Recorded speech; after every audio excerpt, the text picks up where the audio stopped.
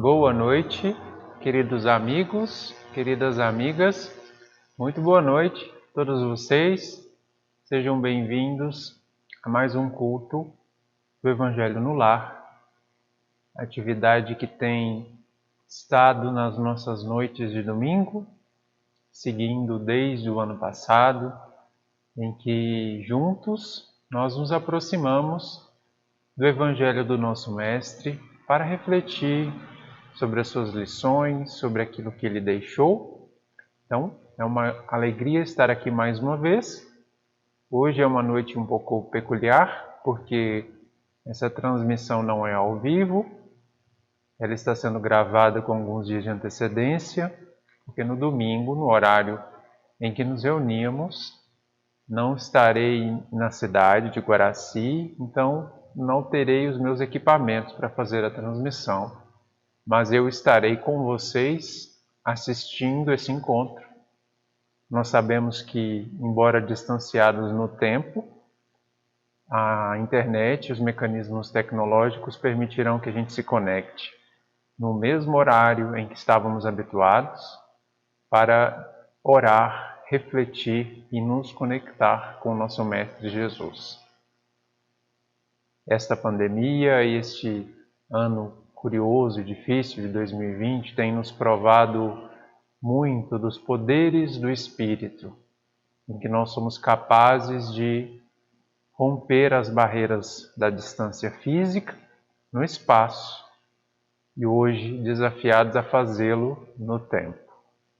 Então, façam um esforço, pois estamos conectados sim no mesmo momento, pois assistiremos esse vídeo juntos, no horário em que o fazíamos, e eu estarei lá com vocês. Hoje, então, não será possível cumprimentá-los, pois, apesar de ser possível transmitir este Evangelho dessa forma, não é possível cumprimentar pessoas que estão num espaço-tempo distanciados. Pelo menos a nossa tecnologia ainda não o permite, não é? Então, sintam-se todos cumprimentados, abraçados, que a paz do nosso Mestre esteja com todos e vamos nos conectar então com a lição da noite de hoje, que nós estamos no capítulo 10, Bem-aventurados os misericordiosos, e esse é o quarto encontro, não é? Neste capítulo. Nós já falamos aqui sobre o perdão das ofensas, sobre a reconciliação com os adversários no último domingo, sobre o sacrifício mais agradável a Deus, e hoje, itens 9 e 10, objeto de nossa reflexão, será o cisco e a trave no olho. Esse é o título dado por Allan Kardec, extraído de um ensino do Cristo que utilizou essa simbologia para nos trazer elementos muito valiosos da nossa experiência humana no que tange ao exercício da misericórdia, pois é esse o assunto das reflexões que temos feito neste capítulo. Ok? Então vamos fazer a nossa prece para iniciarmos os nossos trabalhos.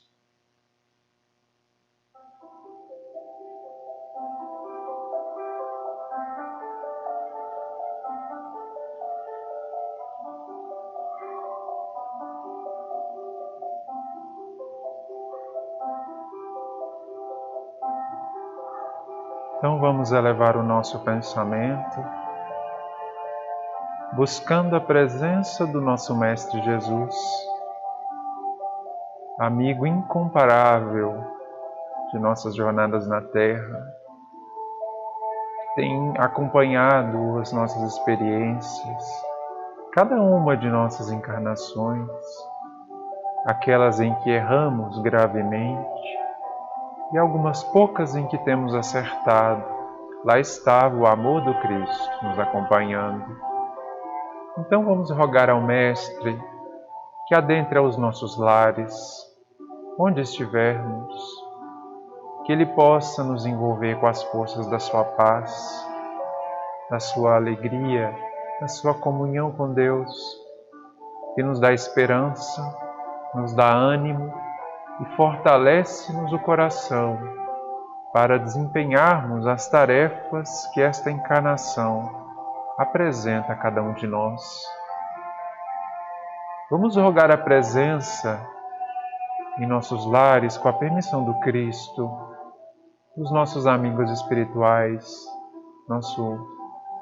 nossos anjos de guarda, espíritos protetores, que olham por nós, que derramam sobre a terra as forças da assistência, da providência divina, inspirando-nos ao bem, fortalecendo-nos, apaziguando-nos as dores, que eles possam estar em nossas casas, nesse momento, ajudando-nos a conectar o pensamento com o alto, para refletirmos a luz da fé, que vai proteger as nossas casas e os nossos corações.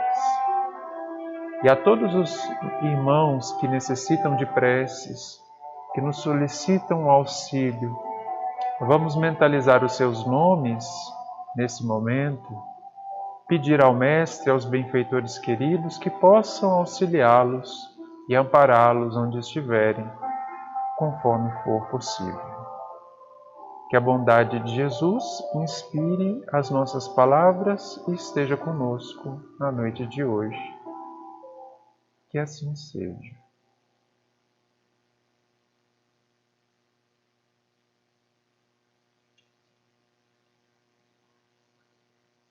Ok?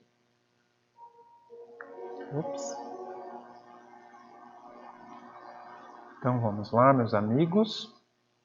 Como eu mencionei então, o objeto de nossa reflexão será o item 9 e 10 do capítulo 10, Bem-aventurados os misericordiosos, mensagem intitulada, no comentário de Allan Kardec, intitulado O Cisco e a Trave no Olho. Vamos colocar na tela, todos nós já ouvimos, não é? Esta fala que está no Evangelho, é um ensinamento do Cristo. Vamos ver o que ela pode nos oferecer nesta noite. Vou colocar para vocês, então. Ok?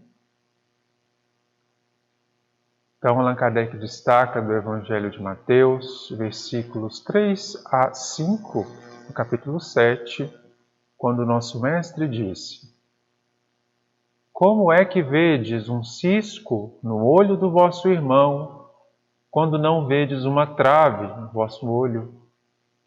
Ou como é que dizeis ao vosso irmão: Deixa-me tirar um cisco do teu olho, vós que tendes no vosso uma trave? Hipócritas, tirai primeiro a trave do vosso olho, e depois, então, vede como podereis tirar o cisco do olho do vosso irmão. Esse ensinamento nos é lembrado pelo evangelista Mateus. Comenta o benfeitor Allan Kardec. Uma das imperfeições da humanidade consiste em vermos o mal de outrem antes de vermos o mal que está em nós. Para julgar-se a si mesmo, seria preciso que o homem pudesse ver seu interior num espelho, pudesse, de certo modo, transportar-se para fora de si próprio, considerar-se como outra pessoa e perguntar: que pensaria eu se visse alguém fazer o que faço? Incontestavelmente, é o orgulho que induz o homem a dissimular para si mesmo seus defeitos, tanto morais quanto físicos. Semelhante insensatez é essencialmente contrária à caridade, porquanto a verdadeira caridade é modesta, simples e indulgente. Caridade orgulhosa é um contrassenso, visto que esses dois sentimentos se neutralizam um ao outro. Com efeito, como poderá um homem bastante presunçoso para acreditar na importância da sua personalidade e na supremacia das suas qualidades, possuir ao mesmo tempo abnegação bastante para fazer ressaltar em outrem o bem que o eclipsaria, em vez do mal que o exaltaria? Se o orgulho é o pai de muitos vícios, é também a negação de muitas virtudes. Ele se encontra na base e como causa geradora de quase todas as ações humanas. Essa a razão por que Jesus se empenhou tanto em combatê-lo como o principal obstáculo ao progresso. Ok?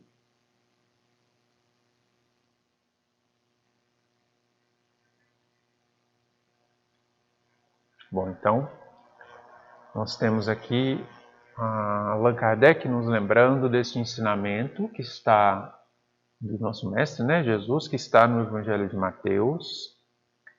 Capítulo 7, não é? Naquele bloco de ensinos mais profundos do Evangelho de Mateus, que começa ali no capítulo 5 com o Sermão do Monte. Aí segue o capítulo 6 e o 7, em que Mateus brilhantemente resume o Evangelho. Os ensinos morais do Cristo estão retidos nesses capítulos, de forma muito expressiva. Vocês vão, se o lerem, vão perceber como que os temas vão se sucedendo, vão seguindo-se. Você até perde o fôlego, porque são muitas orientações. Claro que aquilo não foi um único dia de ensino do Cristo. Foi toda uma jornada que Mateus lembrou e registrou naqueles capítulos, que talvez sejam as páginas mais luminosas de toda a literatura humana. Nós temos alguém que fala isso, que não é cristão, que é o nosso grande irmão, Mahatma Gandhi, libertador dos indianos, não é? Da colonização britânica. Ele, que era hindu, não é? Seguia as tradições religiosas da cultura indiana, não conhecia, ou melhor, não vivia a doutrina do Cristo no seu sentido litúrgico, religioso, dogmático, não é? Mas tinha no coração o Evangelho. Ele fala isso, que se todos os livros da terra se perdessem e sobrasse o Sermão da Montanha, esses capítulos, nada se perderia. Tamanho poder de síntese e força que tem esses ensinamentos que estão lá no Evangelho de Mateus, no capítulo 5, 6 e 7, naturalmente desdobrados e relembrados nos outros evangelhos, com outro olhar, todos muito essenciais. E lá nós vamos encontrar Jesus falando isso, não é? Um pouco antes, no mesmo capítulo, versículo 1 e 2, ele fala do julgamento, que será o tema da reflexão do nosso próximo domingo, da medida do julgamento em que usamos para o outro, né, nesse hábito de julgar. E na sequência ele fala, utilizando desse símbolo, é uma simbologia, quando ele diz: como vedes um cisco no olho do vosso irmão, não é? Algumas traduções utilizam a palavra argueiro, que significa uma coisa muito pequenina, muito ínfima, não é? De pequena importância, um cisco mesmo. Como vedes um cisco no olho do vosso irmão, quando não vedes uma trave no vosso olho? Como que procura as falhas, as imperfeições, às vezes muito pequeninas, dos vossos irmãos, quando não percebe a cegueira moral em que encontra você mesmo, por não ver as suas imperfeições.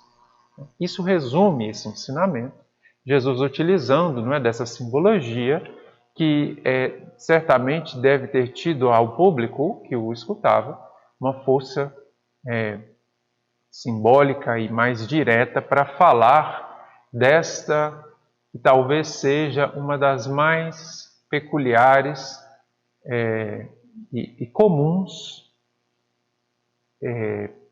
formas humanas nossas de proceder.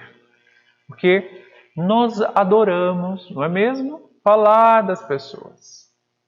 É algo até que a psicologia precisava refletir, a psicologia profunda, né, espiritual. Por que será que nós temos um hábito tão forte? E nós convenhamos, meus amigos, que nós nós gostamos, não é mesmo? É um comentário, fulano, não é? Veja o que ele fez, o que ele não fez. Parece que é uma coisa assim, agradável, nós nos sentimos muito bem. Por que será, não é? Vocês vão naturalmente se lembrar, talvez nesse mesmo dia em que estou falando para vocês, tenha acontecido uma coisa assim dessa natureza. Nós temos esse apetite por falar nos outros. Observando nos outros falhas. Mas você viu aquilo outro, não é? Pequenas falhas, ou grandes falhas, ou falhas falsas que estamos nós inventando, mas a gente gosta. É algo que parece que oferece prazer. É agradável. Por que será? Não é? Por que será? E aí Jesus vem, como ele sempre faz, né? Tirando os nossos pontos comuns de conforto, ele vai e tira tudo, não é? Ele vai dizer, mas pera, como pode ficar você aí olhando, procurando cisco no olho dos outros e não percebe a tua cegueira? Não percebe uma trave, que é algo muito mais evidente do que um cisco? Percebe? Então aí ele já diz, hipócritas. Hipócritas. Hipocrisia, meus amigos, é algo que marca profundamente a humanidade terrestre. Tirai primeiro a trave do vosso olho e depois vede como podereis tirar o cisco do olho do vosso irmão.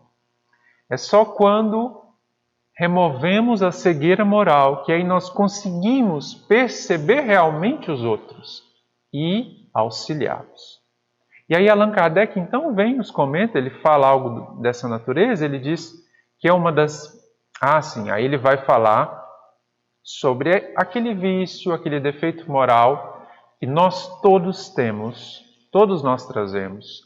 E já falamos aqui nesses encontros anteriormente, em outros encontros, quando estávamos no capítulo sobre a primeira bem-aventurança dos pobres de espírito, falamos dele, que é o orgulho. O orgulho que é um grande opositor, adversário da humildade. Quando falamos dela, precisamos falar do orgulho. Mas aqui volta ele, não é? Está sempre voltando, nos demonstrando outros elementos da nossa personalidade, da nossa experiência humana, que precisa de reflexão. Não é? É algo que precisa ser revisto. Por que a gente gosta disso? Por que a gente age assim? Não é? Que estrutura nossa faz com que seja agradável referirmos-nos aos nossos irmãos, porque são nossos irmãos, elencando pontos que não lhe engrandecem a personalidade, mas que indicam defeitos ou imperfeições. Por que será que a gente faz isso? Aí Allan Kardec vai falar, não é?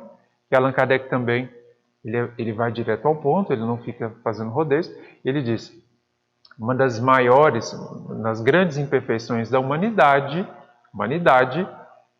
por quê? Porque os anjos não fazem mais isso, não é? Os seres humanos o fazem, ou pelo menos esta humanidade, consiste em vermos o mal no outro antes de vermos o mal que está em nós.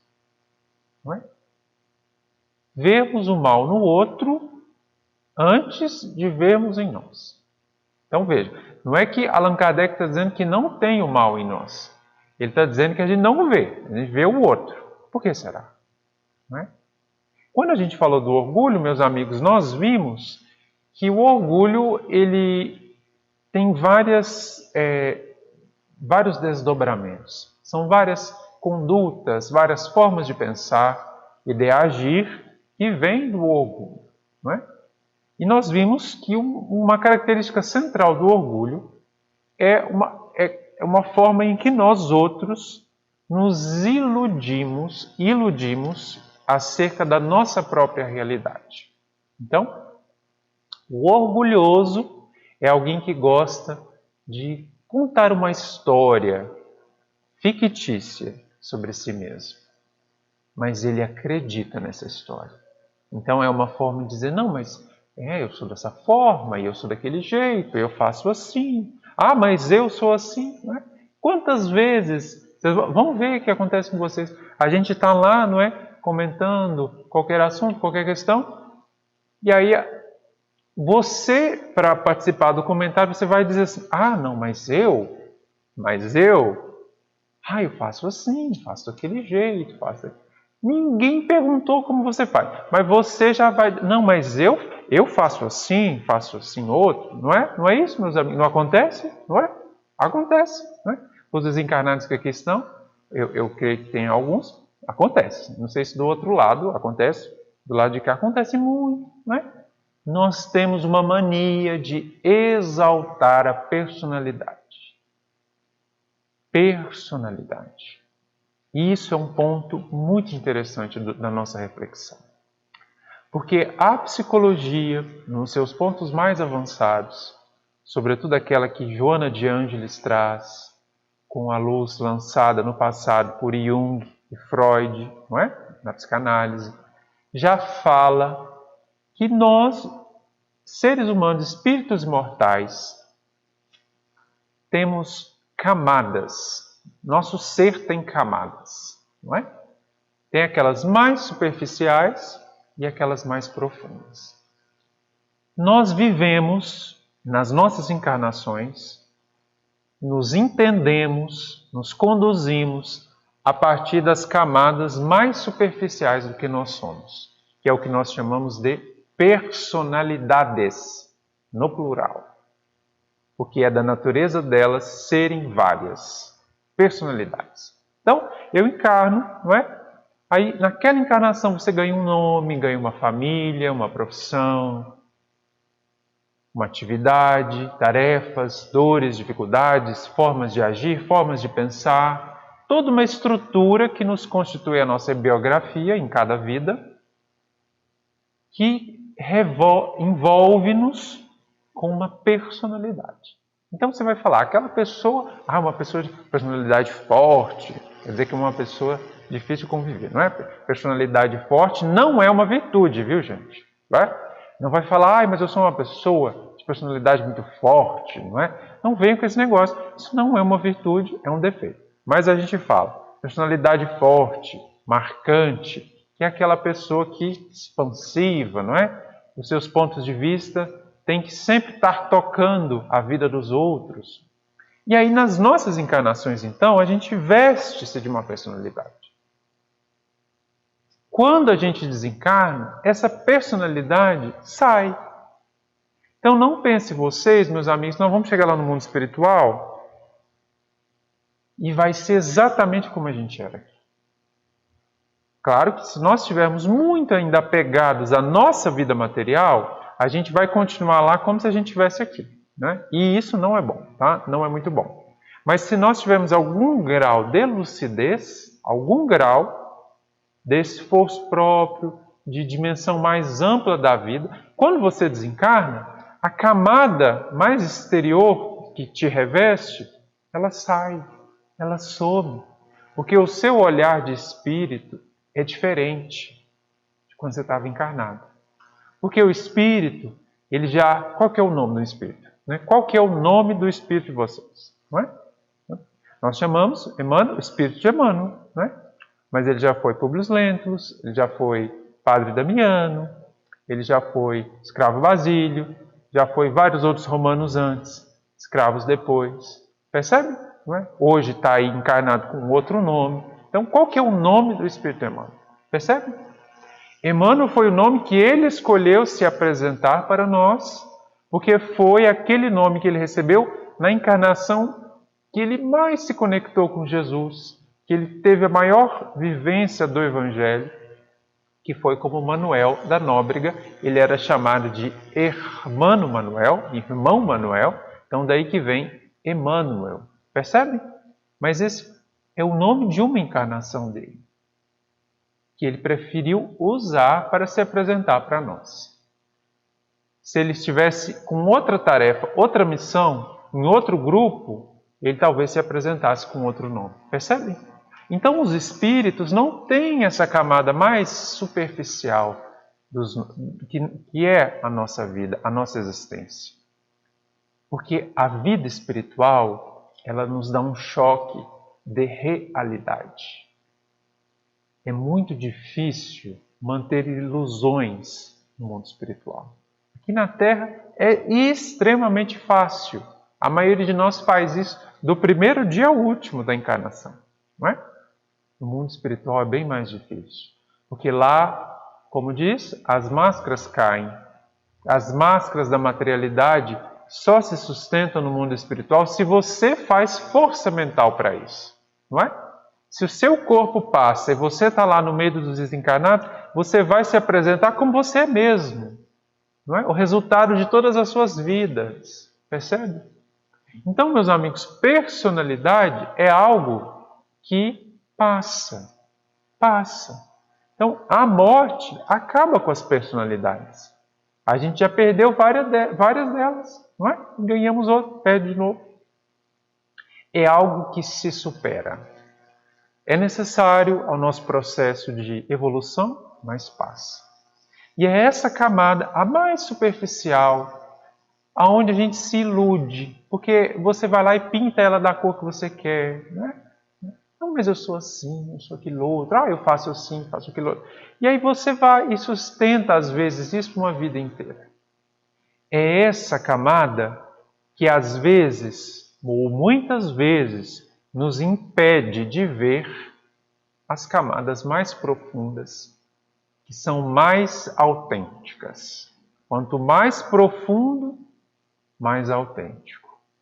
É por isso que no centro dos nossos espíritos, lá dentro, nas camadas mais profundas, difíceis de acesso para nós, vive a consciência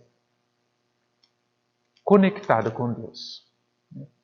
É o nosso ser crístico, se assim podemos nos expressar. Não sei qual seria a terminologia adequada, mas aquele ponto de nós em que Deus se faz inteiramente presente e nós reconhecemos isso inteiramente. É a nossa conexão com Ele. Não é? Se tivesse um fio nos conectando a Deus, é onde conecta o fio. É aquele ponto mais profundo, mais autêntico, mais eterno de nós. Esse é tão eterno que ele muda muito pouco. Tão próximo de Deus como ele está. Agora, os mais superficiais mudam toda hora, porque são máscaras que a gente usa. Não tem nenhum problema isso, meus amigos. Não tem nenhum problema ter personalidade que mudam. Não tem problema. O problema é o apego às personalidades que vem do orgulho. O orgulho, no fundo, é um excesso de personalismo, porque aí ele vai revestir a sua vida de uma camada, uma máscara, com caracteres que você acha bom, que você acha legal, mas que não são os mais autênticos de você. É a partir dessa máscara que a gente vê a vida, muitas vezes, e vive a vida inteira, achando que está, como diz popularmente, abafando, né? Arrasando, e na verdade verdadeira, lá mais profundamente, seu espírito se debate, porque ele contrai uma dívida moral atrás da outra, achando que está fazendo tudo certo. Então, meus amigos, a cegueira do orgulho é um problema muito grande. E quando nós estamos encarnados, esse problema fica mais agudo, porque é fácil manter-se com essa trave no olho. Uma vida inteira. Vidas inteiras. Então, a psicologia nos indica essa Joana de Andes, a psicanálise, essas reflexões mais altas da psique humana, nos orienta o autoconhecimento. Mas espera aqui, Jesus já não falava disso? Né? Santo Agostinho já não nos falou? Tem uma pergunta, 919, é isso, Espíritos? É isso, não é? Não sei se é por ali, em que ele fala. Allan Kardec pergunta, mas existe um meio eficaz, um meio que funciona para a gente vencer as nossas imperfeições, as nossas más tendências? E aí ele responde curto, conhece-te a ti mesmo. Um sábio da antiguidade já te disse. Que eu acho que foi Sócrates, né? Conhece-te a ti mesmo. Conhece-te o quê? A personalidade? Né? Será que esse conhece a ti mesmo para você passar uma vista panorâmica no verniz que te reveste as máscaras? Não. Conhece as profundezas de você. Sobretudo onde vive a sombra. Onde vive a parte de você que ainda não conheceu a luz divina. E existe, e tem, e ela não é pequena, viu, meus amigos? Todos nós, até nos tornarmos espíritos puros, vamos carregar a sombra. E aquela parte de nós que ainda precisa ser educada. Então, nós temos muita vergonha. Nós construímos ao longo de tantas encarnações uma culpa. Consciência de culpa não é muito grande, a gente adora uma culpa. Fazer autocompadecimento. Nós temos um hábito muito profundo de fazer isso. Então, falou de um defeito, mas isso aqui, e vai. Então, nós temos dificuldade para olhar para o mal em nós. Porque dói, porque nós fomos habituados, nos disseram que quando o mal está em nós, isso é horrível, é o inferno, a culpa, aquela coisa terrível, não é? E o julgamento, os tribunais, você vai ser julgado terrivelmente. Nós estamos ouvindo isso há muitas encarnações. Então nós temos dificuldades de fazer esse mergulho para as camadas mais profundas e ver, olha lá, como eu sou egoísta, como eu sou vaidoso. Olha a inveja ali, não é? É a inveja. Né? Olha, mesquinho, né? Malicioso. E aí você vai mergulhando e vendo o mal em você. Isso não é agradável. Por quê? Porque nós fomos habituados a imaginar e a crer que não pode ter o mal em nós. Né? Que o mal tem que estar fora. Não, é o demônio, não é coisa ruim, não é? É o criminoso, os políticos, está tudo fora. Está para lá, está para cá. Em mim não tem nada. Aqui está limpinho, fichinha, não é? É luz solar. Isso não é verdade, meus amigos. E não tem nenhum problema ser assim. Não tem problema o mal estar aqui. Porque ele está aqui temporariamente, não é? Quando nós estamos na ilusão de que ele está só fora, só nos outros, e aí a gente gasta energias incontáveis da vida, apontando, não é? Lá, o fulano, não é? Qualquer problema que surgiu, nós já nos colocamos na defensiva e começamos, não, mas deve ter sido o outro, foi o outro, mas eu fiz isso. Começa a falar de você como muito bom e começa a apontar para os outros como mal. Não é? Isso é o que Jesus está falando. Está olhando o cisco nos outros e não vê a trave nos seus olhos. Isso é muito ruim. Por quê? Primeiro que é uma ilusão. Não é? Ilusão é sempre uma perda de tempo. Não é? Porque ilusão, está se iludindo. Não é? Ela te diz uma coisa que não é outra, e você não está sabendo o que é. Percebe? Então é você ficar caminhando assim no escuro sem saber para onde vai. Não é bom. Não é? Mas também é ruim porque te faz ferir os outros. Te impede de progredir. O orgulho, esse problema de ficar procurando o mal nos outros, impede de progredir. Por quê? Por quê, meus amigos? Eu tenho condições de corrigir alguém? Eu tenho condições de fazer com que alguém desenvolva virtude? Não é? Vai falar para o outro, agora você vai virar uma pessoa caridosa. Vai virar na marra, não é? E agora vamos que vamos. Não tem jeito. Não é possível desenvolver a virtude no outro. O mal moral que está no outro, nós não temos como tirar. Então, é uma ilusão. Você ficar procurando o mal no outro, qual que é a função disso? Se você não pode fazer nada em relação a esse mal. A função é uma só.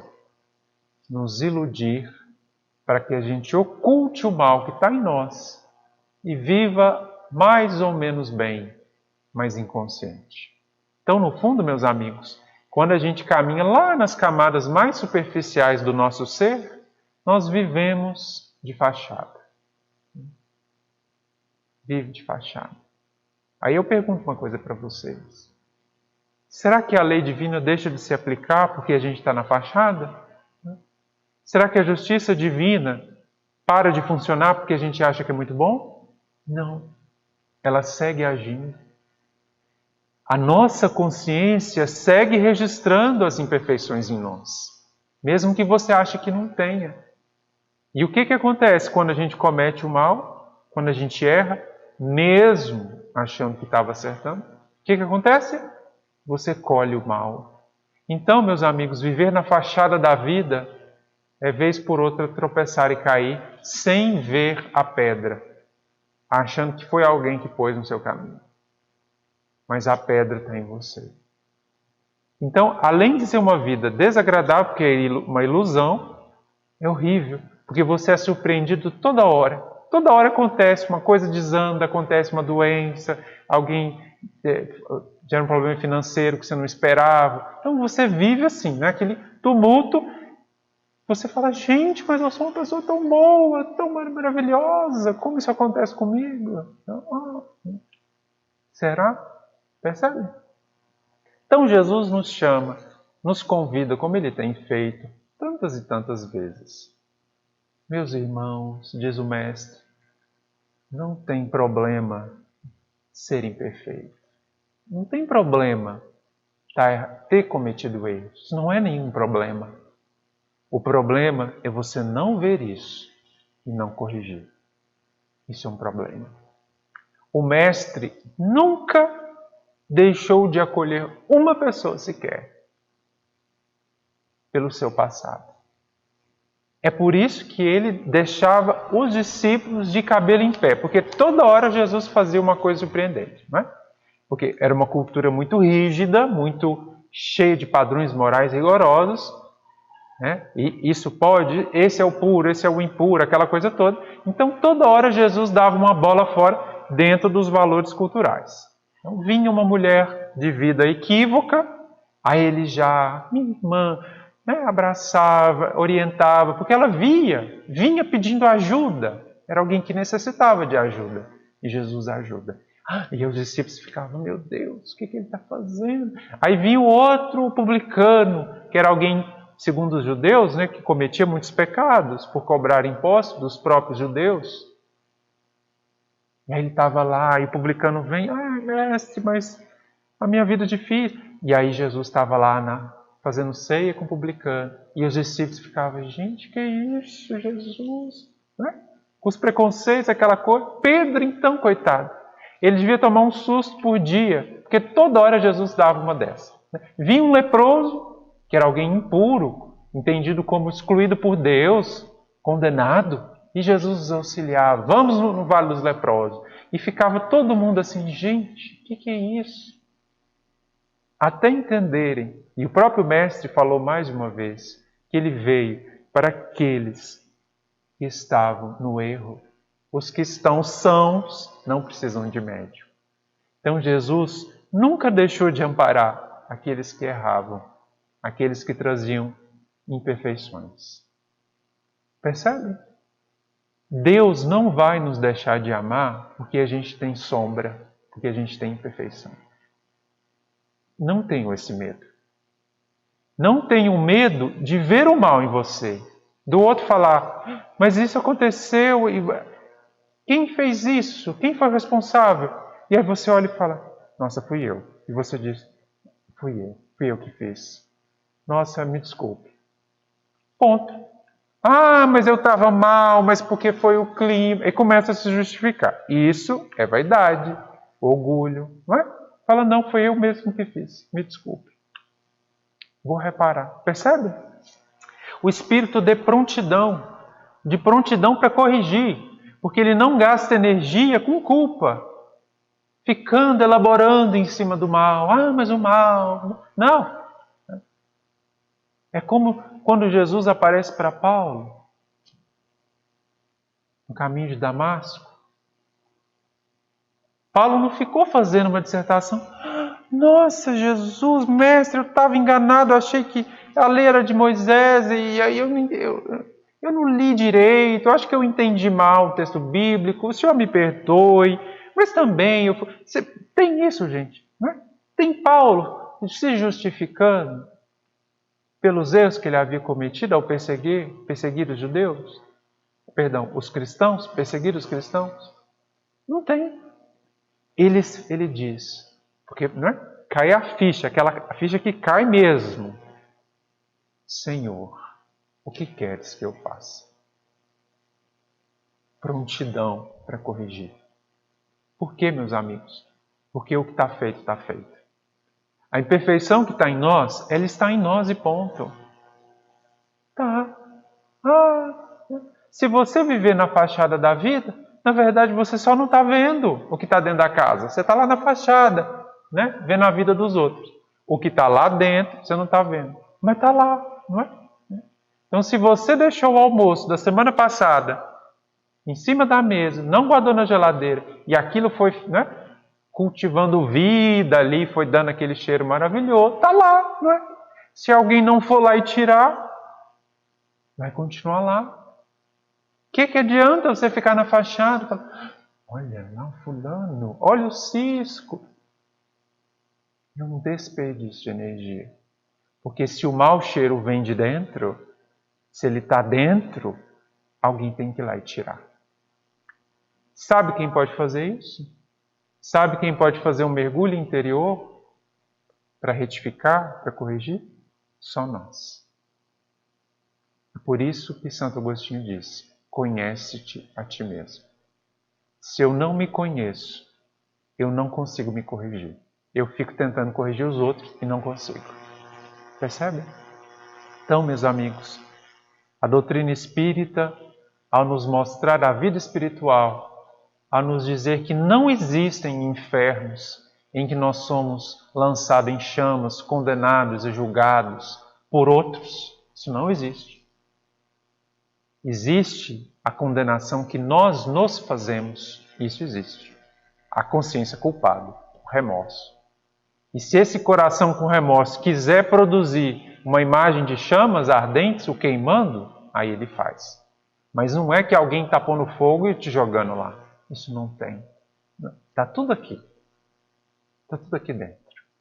A nossa tarefa, então, é falar, bom, tá aí, tudo bem. Eu sou imortal. Ok, então vou continuar. O que eu vou fazer com isso? Se ninguém pode corrigir o mal que está em mim, eu sou imortal, eu vou ter que conviver com ele, não tem um termo final. Não vai acabar, a morte não vai acabar. Qual que é a mais sábia das decisões? Mergulhar e corrigir. Entrar dentro de casa e limpar a comida que estava estragada em cima da mesa. Sai da fachada da vida. Passe a olhar para dentro. É por isso, meus amigos, que à medida que vamos progredindo no caminho espiritual, nós vamos perdendo o interesse na vida dos outros e ganhando interesse na vida interior que ocorre dentro de nós. Quando fazemos isso, aí nós somos obrigados a desenvolver a indulgência, a misericórdia, o perdão, porque no fundo isso beneficia a nós mesmos, porque o mal está em nós, não está nos outros. A indulgência então é para nós, a misericórdia é para nós. O perdão é auto-perdão, percebe? Quando eu chego nesse ponto, aí talvez a trave caia e eu comece a ver com mais clareza. E aí pode ser que eu veja, sim, imperfeições nos meus irmãos. Mas aí eu não vou ser alguém mais que julga e condena. Não vou ser mais alguém que preconceitua, que discrimina. Eu vou ser alguém que olha com respeito.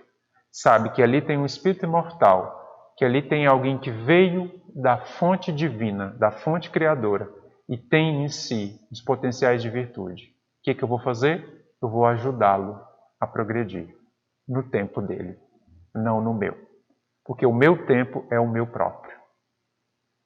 Os espíritos que nos dirigem Eles sabem tudo que a gente faz.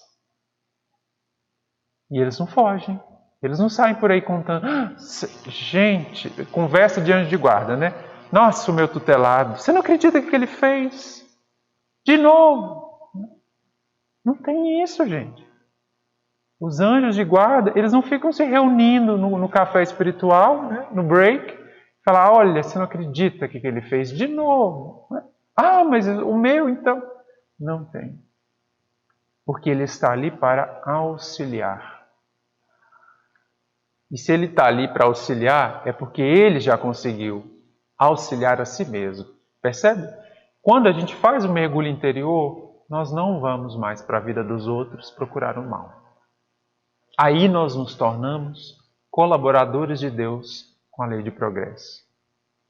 O bem no outro, quando a virtude está no outro, não nos incomoda mais, como incomoda o orgulhoso, não é? O orgulhoso, ele quer rebaixar todo mundo, para ver se ele fica bem, não é? Quando a gente supera isso, sai da fachada, fala, bom, o que está em mim, ponto. Se eu encontro alguém com grande virtude, o que eu faço? Falo, nossa, como Deus é bom, não é? Olha essas sementes maravilhosas, como essa pessoa cultivou bem, maravilha. Você fica grato a Deus e àquela pessoa, sabendo que o seu tempo chegará na medida do seu esforço. Então não tem inveja, né? Não tem como você ter inveja da virtude do outro, porque só você pode construir a sua. E aí a nossa vida se torna mais íntima, mais profunda e mais útil. As nossas encarnações passam a ser encarnações de evolução consciente. A gente não fica na fachada da vida tropeçando em pedra que não vê. Você tropeça nas pedras, porque muitas foram lançadas por você. Mas você vê, você fala, eu acho que eu sei de onde veio isso. Vou corrigir. É uma vida consciente. Você não gasta mais energia se justificando, não gasta mais energia se defendendo, né? Não gasta mais energia transferindo responsabilidade para os outros. Você só usa a sua energia para corrigir no futuro, ou melhor, do presente para o futuro, o mal que você fez, ou que você traz no coração. Isso é progresso. Viver assim é viver com Jesus. E o Mestre vai estar sempre ali nos inspirando, a nos ajudar a olhar para dentro, porque não é fácil, meus amigos.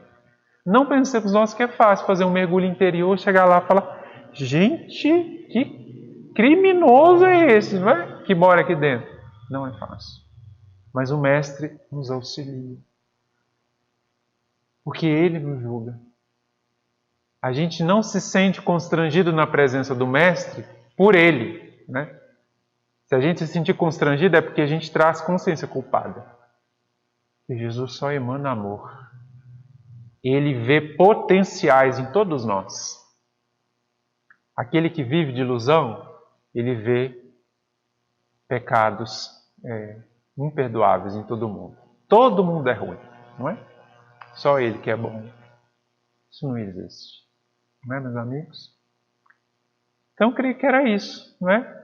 Pelo meu cálculo aqui, nós já estamos terminando o nosso tempo em que podemos refletir sobre esta fala do Cristo, o cisco e a trave no olho.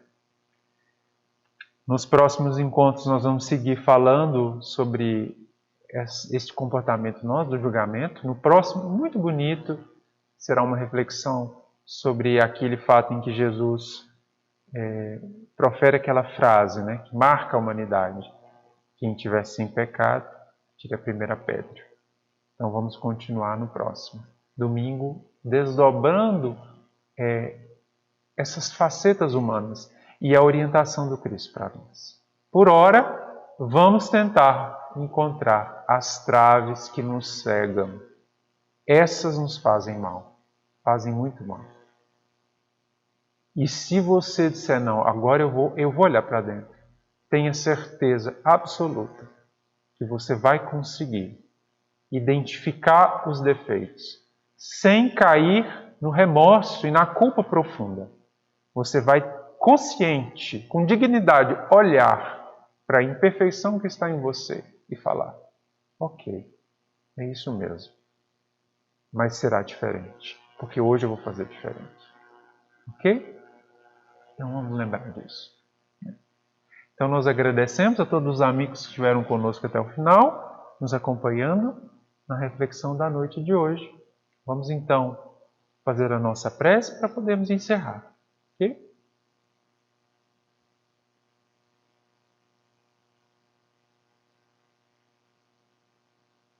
Deixa eu colocar aqui para nós a música.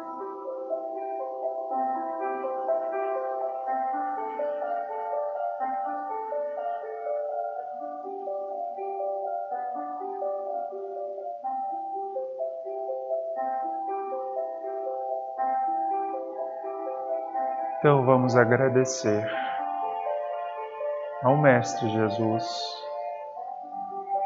pela oportunidade mais uma vez concedida de nos reunirmos em seu nome, de nos aproximarmos do seu Evangelho com um novo olhar, iluminado pela doutrina dos Espíritos. Os ensinamentos do Mestre encaixam-se nas nossas vidas, são claros e diretos, mas não nos inquietam, não nos sentimos constrangidos diante do Mestre. Ele nos exorta a trabalhar, ele nos estimula à correção, porque ele veio para aqueles que são imperfeitos. Nunca deixou de nos amar, num minuto sequer. Nem mesmo naqueles dias mais escuros das nossas encarnações, em que nos lançamos nos precipícios morais, em quedas dolorosas, nem naquele dia o Mestre esqueceu de nós. Sentindo então esse amor incondicional que nos sustenta a vida, vamos olhar com muito carinho, com muita misericórdia para os nossos irmãos, que também trazem as mesmas dores, as mesmas imperfeições e as mesmas mazelas que nós, temporariamente. Que Jesus então nos dê forças para fazer o mergulho interior do autoconhecimento e percebendo aqueles pontos escuros de nosso ser, que Ele nos dê forças maiores para corrigir, retificar e reescrever o nosso destino como espírito imortal. Pedimos por fim que a bondade do nosso Mestre e a equipe espiritual de Bezerra de Menezes possa auxiliar todos os corações a quem rogamos preces, buscando o amparo possível em seus lares. Vamos permanecer em paz. Que assim seja.